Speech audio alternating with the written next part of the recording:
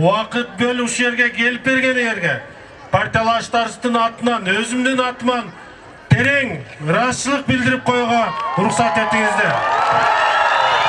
Шайлоого 7 кадам программасы менен кадам таштаган Кыргызстан саясий партиясы жалаң аркасынан жаман сөз ээрчитпеген жаштардан түзүлгөн. Партиянын программасы менен таанышкан Теңир Тоо эли Кыргызстан партиясын гана колдоп, добуштарын берерин жашырышкан жок. Жалаң жаштар дээмдүү, күчтүү.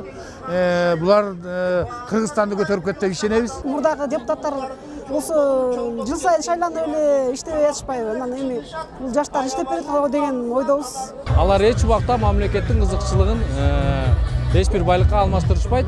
Вот ошондо адамдарды мен Кыргызстан партиясынан көрүп алдым. Кыргызстан саясий партиясынан өз талапкерлигин көрсөтүп жаткан Теңир Тоо элинин экс-губернатору Канат Муратбеков буга чейин нарын элине кылган кызматтын башталышы гана болсо, буюрса бизге ишеним көрсөтсөңүздөр, дагы кыла турчу иштер алдыда деген оюн билдирди.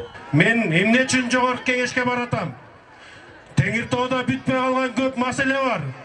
Бүтпөй калган көп иштер бар. Ошо жогорку кеңешке барып туруп, ошо жерден силер үчүн, нарын үчүн кызмат кылайын деп атам.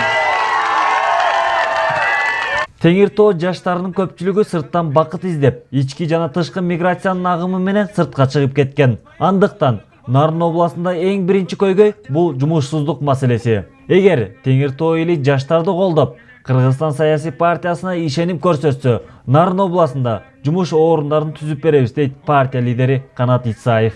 Ушу малды саткандай бир эт комбинат ачсак деп ойдо Нарын областында.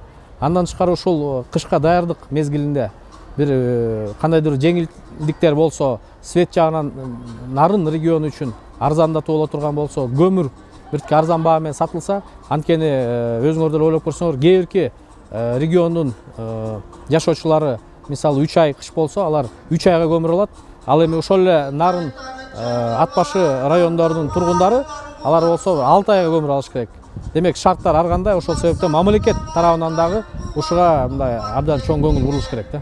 Биз куруу вадаларды бере бербейбиз. Биз эл ишенимин аткарабыз деген ураан менен чыккан Кыргызстан саясий партиясы 7 кадам программасы менен шайлоого аттанган. 7 кадамдын биринчи эле кадамы ыймандуу Кыргызстан деп аталат. Ыйман бар жерде мыйзам бар, мыйзам бар жерде ыйман бар дейт партия өкүлдөрү.